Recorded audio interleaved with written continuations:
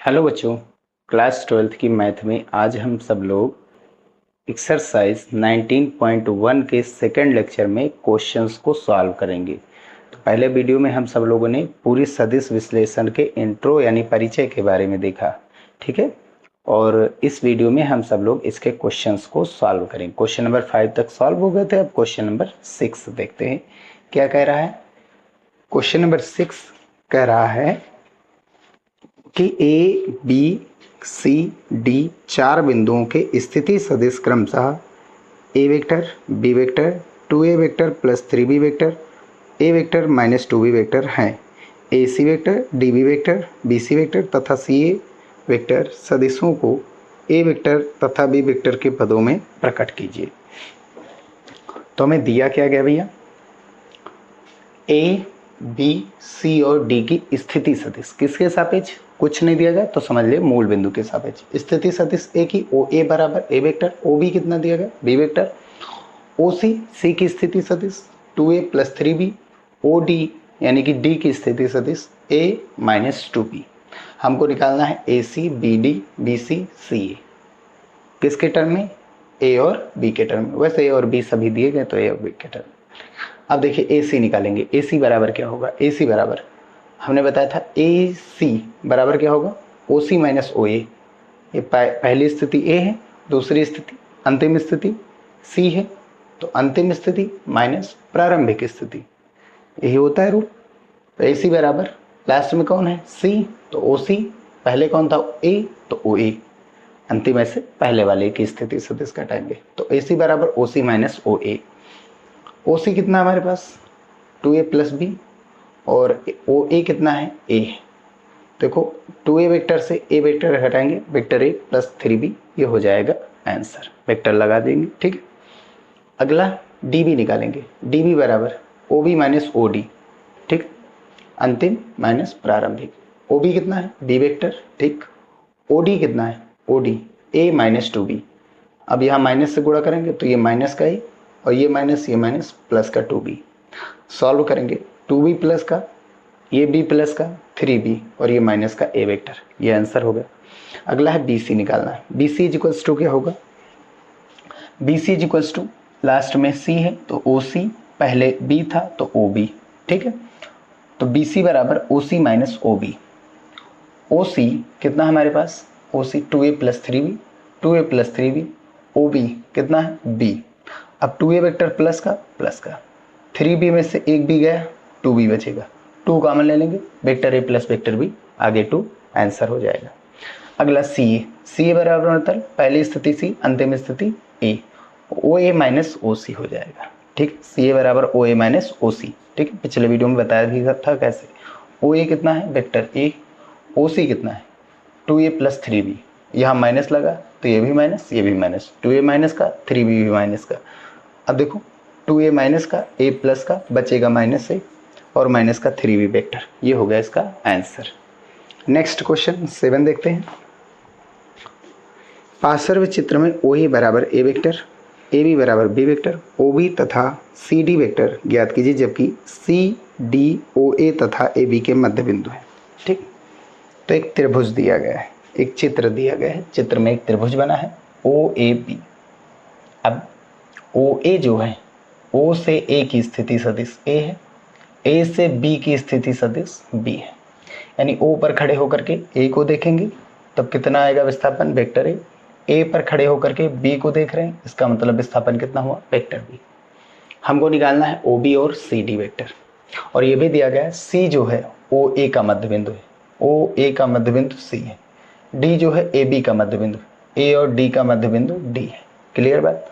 अगर D A B का मध्य बिंदु है, डी जो है ए और बी के बीच में, तो इसका मतलब अगर हम ए से बी की ओर जा रहे हैं तो ए डी और प्लस डी बी बराबर कितना होगा ए बी होगा कि नहीं होगा, समझिए बात। ये मध्य बिंदु है तो ये दूरियां आपस में बराबर, ये मध्य बिंदु है तो ये दूरियां आपस में बराबर, तो A D plus D B, A D vector plus D B vector बराबर, दिशा एक ही ओर रखनी नहीं तो माइनस आ जाएगा, ए बी वेक्टर होगा। और क्योंकि ये दोनों आपस में बराबर है तो डी बी को ही हम क्या लिख सकते हैं, डी से बी ऊपर गया, ए से डी भी ऊपर जाएगा, दिशा एक ही ओर रखनी है। तो ये क्या हो जाएगा, ए डी और ए डी 2AD, तो एक ए डी बराबर करेंगे तो ए बी बटा 2, ठीक है। या कह सकते हैं डी जो है ए और बी के बीच में है, तो इसका मतलब ए डी और डी बी आपस में बराबर है, ए डी और डी बी आपस में बराबर है, दोनों की दिशा ऊपर रखनी है क्योंकि हम ए से बी जा रहे हैं। क्लियर बात, ए से बी, डी जो है ए से डी और वो किसके बराबर है, डी से बी के। और क्योंकि ये डी ए बी का मध्य बिंदु है तो इसको हम 1/2 ए बी लिख सकते हैं। यहाँ से देखिए 2AD वेक्टर बराबर कितना हो गया, ए बी वेक्टर। तो AD वेक्टर बराबर AD वेक्टर बटेगा 2, यहाँ 1/2 AB वेक्टर, ठीक। AD वेक्टर किसके बराबर है, DB वेक्टर के, तो AD वेक्टर बराबर DB वेक्टर बराबर 1/2 AB वेक्टर। सभी की डायरेक्शन एक ही ओर, A से D, A से D, D से B ऊपर, A से B ऊपर, डायरेक्शन सेम, प्लस का चिन्ह। ऐसे C जो है O और A का मध्य बिंदु है, OA का मध्य बिंदु C है, तो इसका मतलब OC बराबर CA, OC बराबर CA बराबर 1/2 AB। भाई C AB के बीच में है तो इसका मतलब जो OC है वो OA का क्या है, आधा। ये दोनों मान इस टोटल मान के आधे हैं। OC वेक्टर CA वेक्टर ये दोनों आधे हैं किसके, OA के। OA डायरेक्शन सभी की एक तरफ कर रहे हैं, O से A की तरफ, इसकी भी इसकी भी, ठीक है, ताकि चिन्ह प्लस करे। तो OC CA बराबर है किसका, और ये क्योंकि C जो है OA का मध्य बिंदु है तो OA का ये मान आधा होगा, तो OC बराबर CA बराबर OA/2, ठीक है। अब ये वाला त्रिभुज लेंगे क्योंकि इस वाले त्रिभुज में OB है, ये वाला त्रिभुज चिन्ह, ये डायरेक्शन ना देखिए, केवल ऐसे देखिए, जो तीर लगे हुए हैं डायरेक्शन लगे हैं शो कर रहा है उसको मत देखिए, ऐसे देखिए। त्रिभुज OAB में OA प्लस AB बराबर, ध्यान से देखो, हमको B तक जाना है। पहला O से A जा सकते हैं, A से B जाएंगे, या तो O से B डायरेक्ट जाइए। क्लियर बात, हम क्या लिख सकते हैं, OB को हम क्या लिख सकते हैं, OB को हम लिख सकते हैं OA plus AB, OA plus AB, चाहे जोड़िए OA AB जोड़िए, AA हट जाएगा, OB ही तो बचा। OB बराबर OA कितना दिया गया है, OA 1, A दिया गया है, AB कितना है, वेक्टर B, तो A प्लस B हो जाएगा OB का मान। अब इस वाले त्रिभुज में CD है, CD इसी में तो है, ठीक। ये कौन सा त्रिभुज है, CAD, त्रिभुज CAD में त्रिभुज योग नियम लगाएंगे। त्रिभुज योग नियम क्या है कि अगर हमको C से D जाना है तो दो रास्ते, पहला C से D डायरेक्ट जा सकते हैं, दूसरा C से A और A से D। तो CD वेक्टर बराबर CA plus AD, CA plus AD। CA कितना है, CA कितना है, CA OA का आधा है, OA हमारा कितना है, A का आधा, ठीक है। तो CA को हम क्या लिख सकते हैं, CA को OA/2, OA का आधा, CA क्या है, OA का आधा, ठीक। AD क्या है, AD क्या है, AD AB का आधा, 1/2 दोनों में बाहर। OA कितना है, A, AB कितना है, B, तो A प्लस B आगे 1/2, ठीक है। तो इस वाली भुजा का ये आधा है, यही आंसर हो जाएगा। नेक्स्ट क्वेश्चन नंबर 8 क्या है, क्वेश्चन नंबर 8 कह रहा है ABCD एक चतुर्भुज है तथा AC तथा BD इसके विकर्ण हैं तथा सिद्ध करना हमको कि AB प्लस DC बराबर AC प्लस DB। ABCD एक चतुर्भुज है, AC और BD एक विकर्ण है। हमने ABCD एक चतुर्भुज बना दिया, कोई भी साइड इक्वल नहीं है। क्लियर बात, हमको सिद्ध करना AB प्लस DC बराबर AC प्लस DB।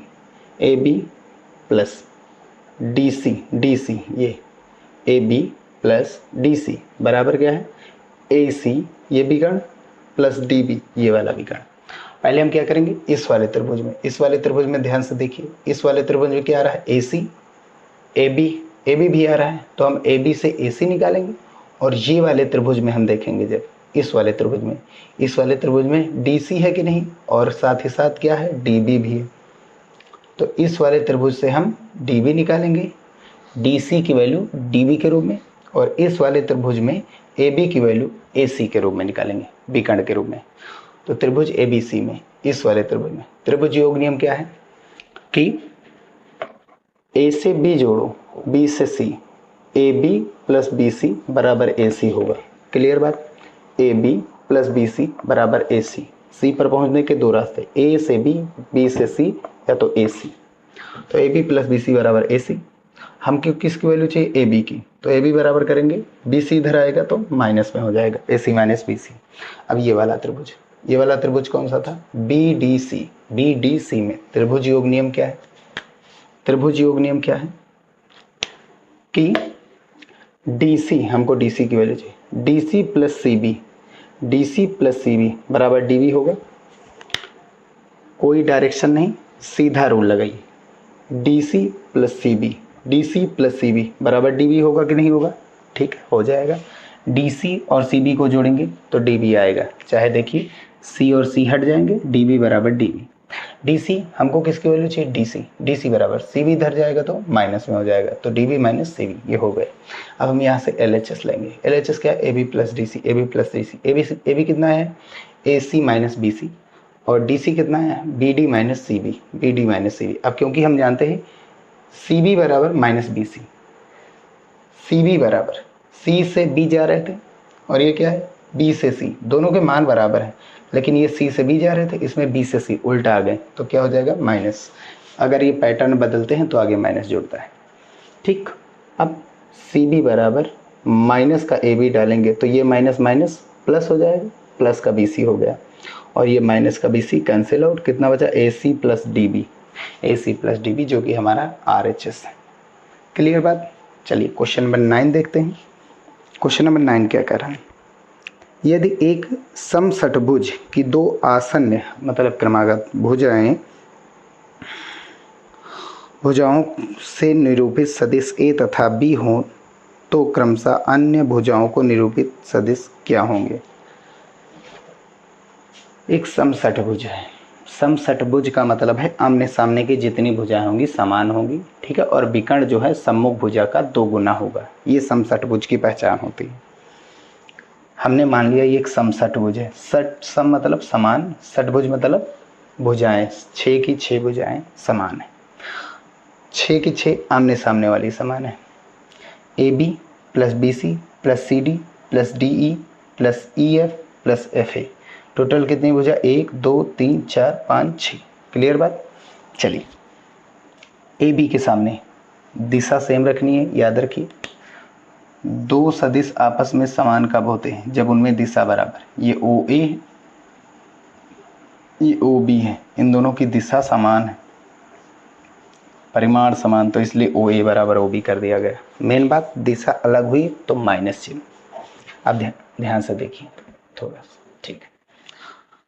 हमको AB पता है, हम 2 क्रमागत भुजाएं मान लिए, पहला AB A है और BC B है। क्लियर बात? ठीक। अब ध्यान से देखिए, AB के सामने कौन सी भुजा है? ED। AB बराबर ED है कि नहीं?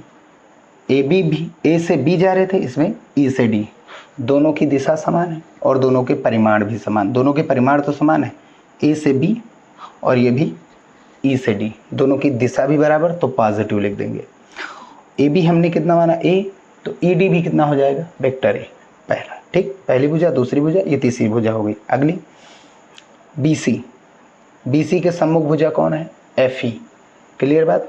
BC के सम्मुख है FE, ठीक, और इसमें डायरेक्शन दोनों की सेम रखनी ताकि पॉजिटिव माना है। हमको दिया क्या गया है? B से C कितना माना हमने? B वेक्टर, तो F से E भी कितना होगा? B vector. ठीक है, ये भुजा इसके बराबर, अगर ये इधर है साइन तो ये भी, इसकी भी दिशा इधर रखनी होगी। इस वाले वेक्टर B की दिशा हमने ऊपर की है, तो इसकी भी दिशा ऊपर होनी चाहिए, तभी समान सदिश होंगे। परिमाण तो बराबर है लेकिन दिशा भी बराबर रखनी होगी।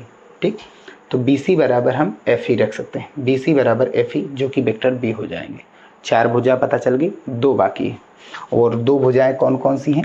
एक तो ये वाली भुजा है और एक तो ये वाली भुजा है, यानी CD हमने किधर लिया? C से D, तो इसमें भी देखो इसके परिमाण तो बराबर है ही है, सम्मुख भुजा है, परिमाण तो बराबर है ही, दिशा बराबर किए दे रहे हैं, C से D और ये A से F। सी डी बराबर ए एफ, ये हमको निकालना है। अब एक चीज़ रूल याद रखिए, ये रूल याद रखिए, जो समषटभुज होता है उसका जो विकर्ण होता है वो सम्मुख भुजा का दोगुना होता है। जैसे यहाँ से हमने ए डी एक विकर्ण लिया, ए डी के सामने कौन भुजा है, एफ ई, और कौन भुजा है, बी सी। तो ए डी जो है बी सी और एफ ई का दोगुना होगा। ए डी जो है इसके सामने वाली भुजा जो भी है इसका दोगुना। अगर हम बी ई लेते हैं तो इसके सामने वाली इन दो भुजाओं का ये दोगुना होता। ठीक, तो जो ए डी है, ए डी जो है वो बी सी का भी दोगुना है और एफ ई का भी दोगुना है परिमाण में। अगर दिशा में बात करेंगे तो हम अगर ए से डी जा रहे हैं तो इसकी भी दिशा देखो, बी सी दी गई है तो इसकी भी डायरेक्शन ए डी रखनी चाहिए। तो ए डी वेक्टर बराबर 2BC वेक्टर करेंगे। हम BC क्यों लिए, क्योंकि BC की वैल्यू हमको पता है कितनी है, वेक्टर B। तो AD बराबर कितना हो गया, ये B है तो AD कितना हो जाएगा 2B वेक्टर, और ये भी कितना है वेक्टर B। तो ये क्या हो जाएगा विकर्ण 2B, दो गुना हो जाएगा। ठीक है, अब क्या करेंगे, इस वाले त्रिभुज को हम देखते हैं। इस वाले त्रिभुज में क्योंकि हमको DC चाहिए, ये CD या DC कुछ भी मिल जाए। ठीक, इस वाले त्रिभुज में देखिए, लेकिन उससे पहले हम ये वाला त्रिभुज लगाएंगे ABC, ये वाला त्रिभुज, त्रिभुज ABC में AC बराबर AB प्लस BC, AB और BC को जोड़ेंगे तो AC आएगा। AB प्लस BC बराबर AC, AB कितना है A, BC कितना है B, vector A plus vector B, ये किसका आ गया मान, AC का। तो AC कितना आ गया, vector A plus vector B। अब ध्यान से देखिए, इस वाले त्रिभुज में दो भुजाएं पता है, तीसरी हम निकाल सकते हैं। तो पुनः त्रिभुज कौन सा है, ADC, ये वाला त्रिभुज। ठीक है, इसमें क्या है, दो डायरेक्शन कोई भी लिखा हो हमसे कोई मतलब नहीं, हमको केवल रूल देखना है। AC और CD, हमको CD चाहिए, AC plus CD, AC plus CD, AC plus CD किसके बराबर है, AD के बराबर है। AD equals to AC plus CD, जोड़िए, चाहे AC में CD जोड़िए, AC में CD जोड़िए, AD के बराबर हुआ। ठीक, AD कितना है, AD कितना है 2B है, AC A प्लस B आया, CD हमको निकालना है, ये टोटल इधर जाएगा तो माइनस, A भी इधर आया माइनस, B भी इधर आया minus, 2B minus A minus B, 2B vector से B वेक्टर जाएगा तो B वेक्टर बचा माइनस का A वेक्टर। अब ध्यान से देखिए, CD किसके बराबर है, AF के बराबर। तो CD कितना आया, B vector minus A vector, तो AF भी कितना आएगा, B vector minus A vector. तो सभी की सभी भुजाएं ज्ञात हो गई हैं, यही इसका आंसर हो जाएगा। चलिए नेक्स्ट क्वेश्चन देखते हैं।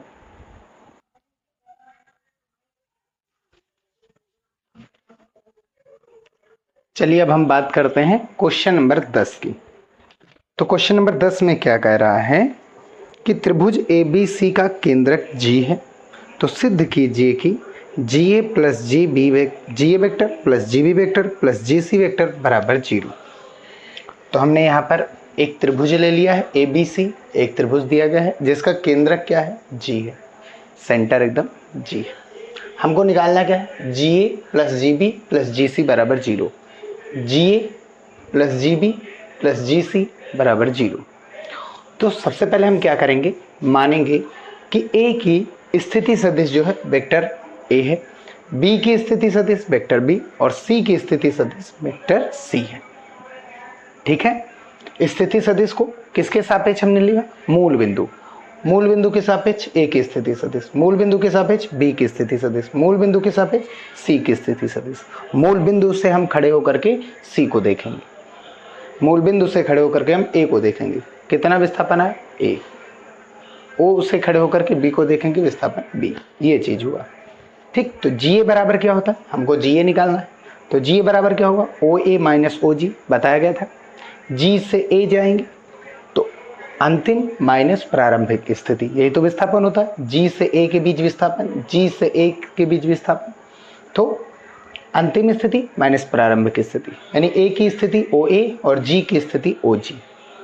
ऐसे ही GB वेक्टर निकालेंगे तो GB वेक्टर यानी लास्ट वाले में से पहला वाला OB minus OG, GC vector निकालेंगे OC माइनस OG वेक्टर। ठीक है, तो सबसे पहले हमको ए की स्थिति सदिश पता, बी की पता और सी की पता, केंद्रक की निकालनी। केंद्रक का क्या होता है, हमने केंद्रक के निर्देशांक पढ़े थे, क्या होता है x1 plus x2 plus x3 अपान 3, y1 plus y2 plus y3 अपान 3, यही चीज़ हुआ था ना। तो जितने होंगे स्थिति सदिश उनको जोड़ करके उतने सही भाग जितने को जोड़ा गया। तो OG सदिश यानी कि O के सापेक्ष G की स्थिति सदिश बराबर A की स्थिति सदिश प्लस B की स्थिति सदिश प्लस C की स्थिति सदिश, तीन लोगों को जोड़ा गया, तीन से भाग।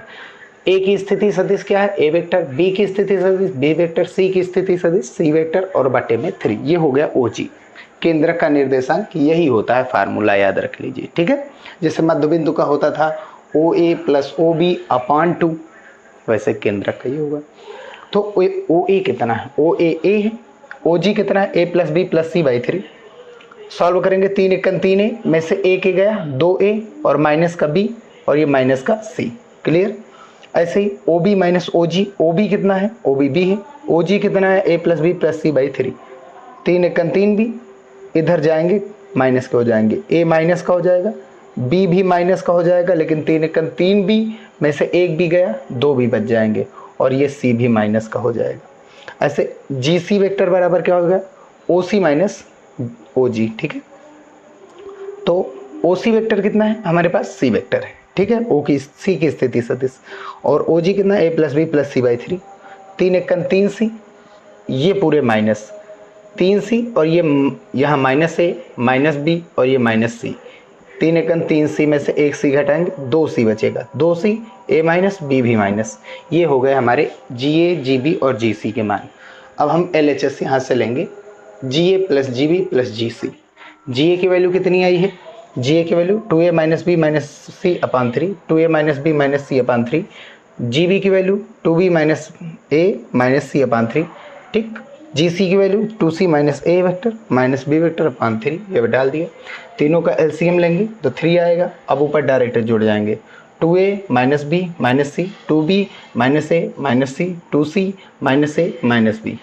अब देखिए C और C, माइनस के 2C प्लस के 2C खत्म, माइनस के एक भी यहाँ, माइनस का एक भी यहाँ, 2 माइनस के भी, 2 प्लस के भी खत्म, 2A प्लस के, 1A माइनस का, 1A माइनस का, 2 माइनस के खत्म, ऊपर 0/3 यानी 0, जो कि हमारा RHS है। ये हो जाएगा इसका सॉल्यूशन।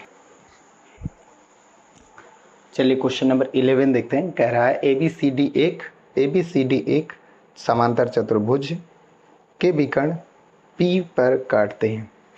ABCD एक चतुर्भुज है और इसके जो विकर्ण है वो एक दूसरे को बिंदु P पर काटते हैं, ठीक है। O कोई बिंदु है, वो ओरिजिन है, मूल बिंदु, ठीक है।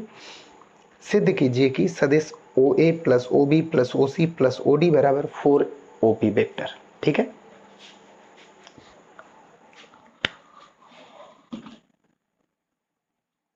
ABCD एक समांतर चतुर्भुज है। खास बात क्या है, सम्मुख भुजाएं समांतर होती और समान भी होती है, ठीक है। इसके जो विकर्ण है, ये विकर्ण हो गए और ये विकर्ण हो गए, ये दोनों एक दूसरे को कहां पर काटती हैं, P पर। जो P है वो दोनों विकर्णों को समद्विभाजित करती है, अर्थात इस वाले भाग को इस वाले भाग के बराबर और इस वाले भाग को इस वाले भाग के बराबर काटती है, ठीक। P जो होता है वो DB का भी मध्य बिंदु होता है और P जो होता है AC का भी मध्य बिंदु होता है, ठीक है। अब एक चीज याद रखिए, O की स्थिति सदिश क्या है, OA, B की स्थिति सदिश OB, ये C की स्थिति सदिश OC, ये D की स्थिति सदिश है और ये P की स्थिति सदिश है। हमको P की स्थिति सदिश निकालनी। अब याद रखिए, क्योंकि P किसका, AC का मध्य बिंदु है, AC का मध्य बिंदु है। अगर ये इसका मध्य बिंदु है तो P की जो स्थिति सदिश होगी ये A की स्थिति सदिश और C की स्थिति सदिश के योग का आधा हुआ। यही तो पढ़े हो, ये x1 ये x2, तो इसका मान कितना होगा, x1 प्लस x2 अपान 2। हम यहाँ स्थिति सदिश की बात कर रहे हैं, OP की बात, तो OP क्या हो जाएगा, ओ ए x1 प्लस x2/2 हुआ। ये p के लिए x का मान हुआ, लेकिन हमको OP चाहिए, तो x1 मतलब OA प्लस OC/2। स्थिति सदिश का ये फार्मूला बताए थे, vector A plus vector b/2। हमको डायरेक्ट दिया गया, वेक्टर ए का मतलब OA, वेक्टर बी का मतलब OC। ठीक, ऐसे ही, क्योंकि ये क्वेश्चन नंबर फर्स्ट बन गया।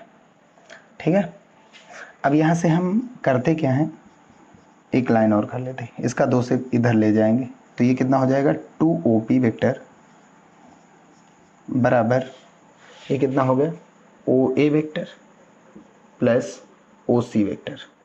ये क्वेश्चन नंबर फर्स्ट।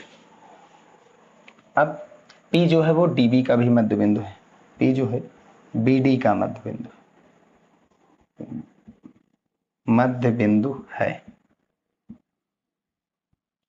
मध्य बिंदु के निर्देशांक। अब OP का मान कितना हो जाएगा, BD का भी है, तो B की स्थिति सदिश OB, D की स्थिति सदिश OD प्लस और बटे में कितना 2। ये होता है मध्य बिंदु के लिए फार्मूला। 2 से इधर गुणा कराएंगे तो 2OP वेक्टर बराबर कितना हो गया OB vector plus OD vector. ये क्वेश्चन नंबर सेकेंड। इन दोनों को जोड़ दीजिए, समीकरण 1 और 2 को जोड़ेंगे, समीकरण 1 प्लस समीकरण 2, LHS जुड़ेगा 2AP कितने हो OP 2OP कितने OP हो गए 4OP is equals to OA plus OC plus RHS जुड़ेंगे OB प्लस OD। ये हो गया प्रूव्ड।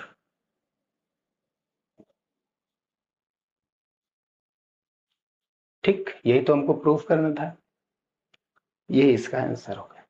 चलिए हम अगला क्वेश्चन देखते हैं। क्वेश्चन नंबर 12 क्या कह रहा है, एक इंपॉर्टेंट क्वेश्चन है। यदि ए बी क्रमशः ए और बी की स्थिति सदिश हो तो ए बी के बढ़े भाग पर एक स्थित ऐसे बिंदु सी की स्थिति सदिश ज्ञात करो कि ए सी बराबर 3AB।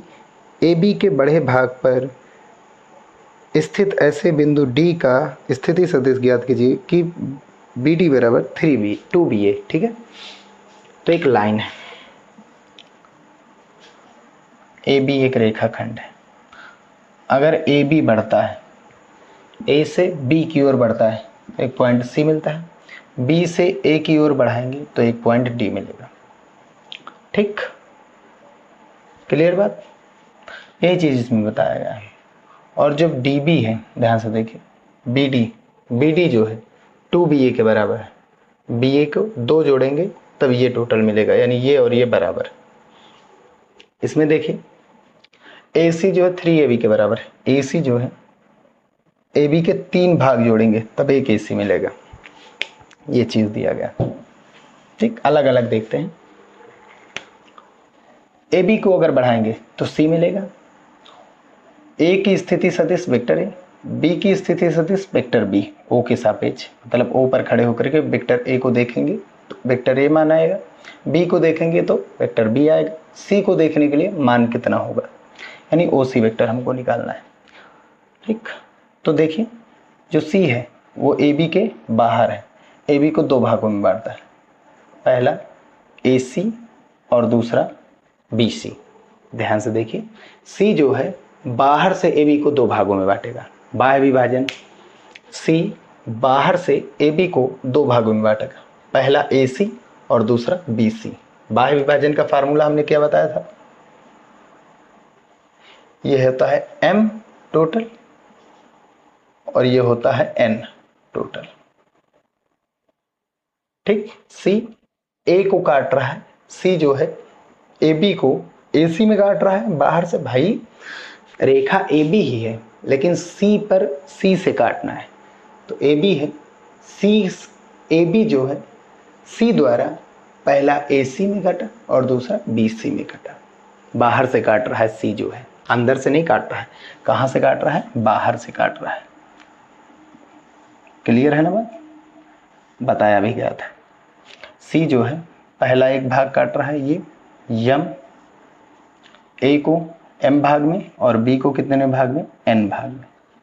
ठीक, तो हमको m और n निकालने, यही फार्मूला तो है बाह्य विभाजन के लिए, बाहर से काटता है। बाह्य विभाजन का फार्मूला क्या होता है, अगर n लिया, पहले m लेते हैं, m को किसका है, a का, c से a के लिए स्थिति सदिश किसकी लेंगे, b की।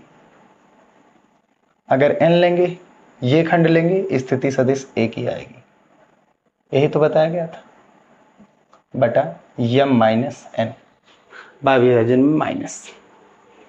तो हमको m और n निकालना है, पता कहाँ है, m मतलब क्या हुआ AC और n मतलब क्या हुआ BC, यानी कि AC बटा BC निकालना है। ठीक, AC का मान कितना दिया गया 3AB, BC को क्या लिख सकते हैं, BC को AC माइनस BC लिख सकते हैं।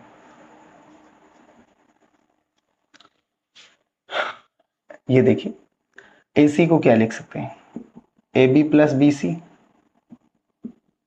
हमको किसकी चाहिए वैल्यू, BC, तो AB इधर आएगा तो माइनस AC माइनस BC हो गया, तो 3AB अपान AC का मान कितना है, ठीक, BC कहाँ है, BC उधर जाए, हमको AB इधर भेजना है, AB आए AB। ठीक, AC का मान कितना है 3AB और माइनस का यहाँ कितना है AB, घटाओ, ऊपर 3AB है, 3AB से 1AB गया, 2AB बचेंगे, कैंसिल आउट 1, तो AC बटा BC कितना आ गया, AC बटा BC कितना आ गया, AC बटा BC कितना आ गया 3/2, यानी m बटा n, m की वैल्यू 3, n की वैल्यू 2, यहाँ पर रख लेंगे।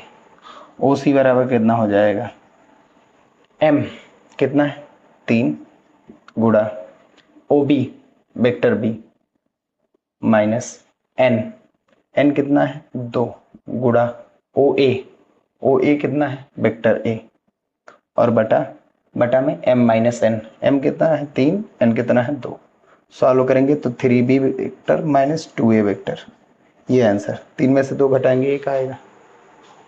यहाँ से देखिए, जब ba को बढ़ाते हैं तो जो d मिलता है, जो है d मिलता है, और d क्या करता है, 2 भागों में बांटता है, पहला b को बांटेगा m में और a को बांटेगा n में, बाहर से ab को पहला db में बांटेगा और दूसरा da में बांटेगा। क्लियर, सेम वही फार्मूला।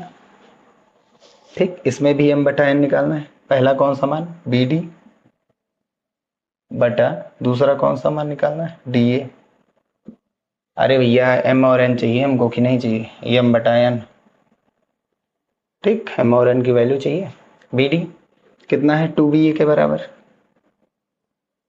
और da देखिए कितना है, हमको ये दूरी चाहिए, टोटल दूरी कितनी है, टोटल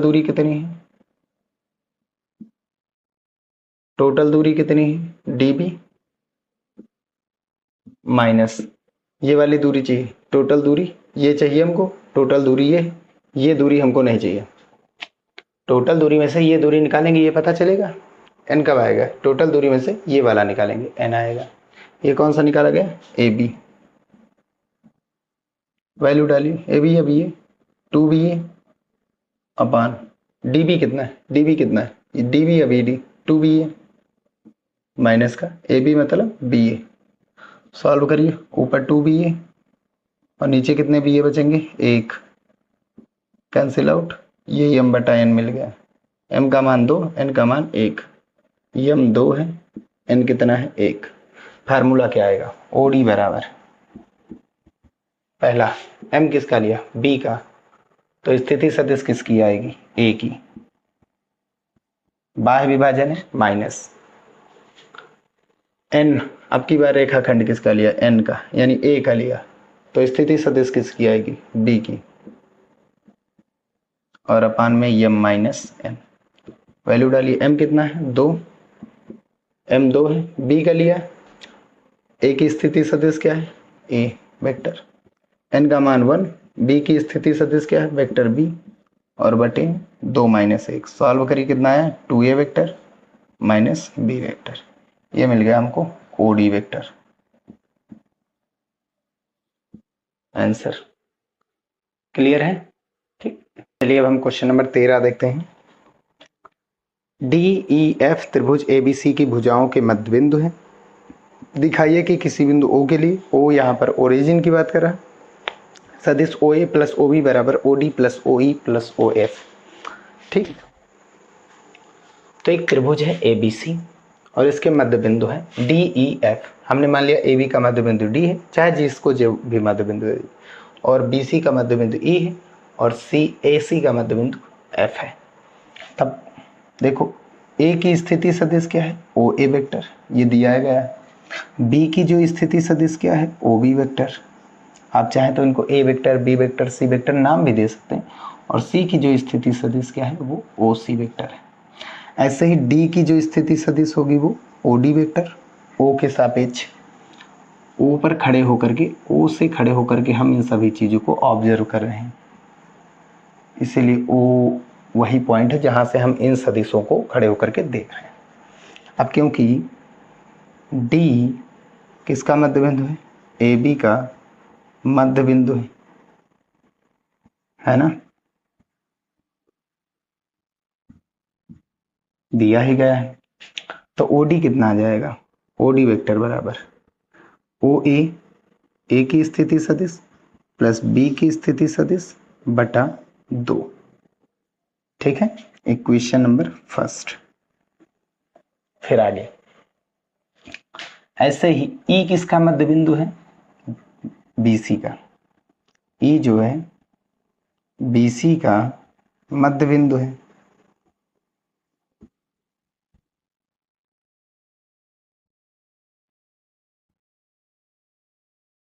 ठीक, तो इसका मतलब ओ ई वेक्टर जो होगा ये वाला ओ बी प्लस ओ सी बटा 2 के बराबर, ओ बी प्लस ओ सी बटा 2 के बराबर। ऐसा ही एफ ए सी का मध्य बिंदु है।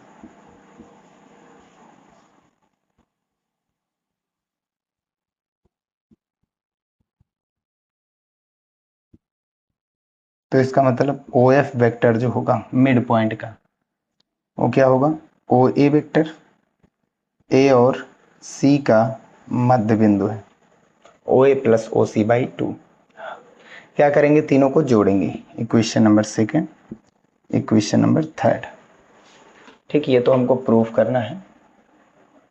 अब हम क्या करेंगे, सॉल्व कर रहे हैं क्वेश्चन को डायरेक्ट, है ना। हम निकाल रहे हैं ओ डी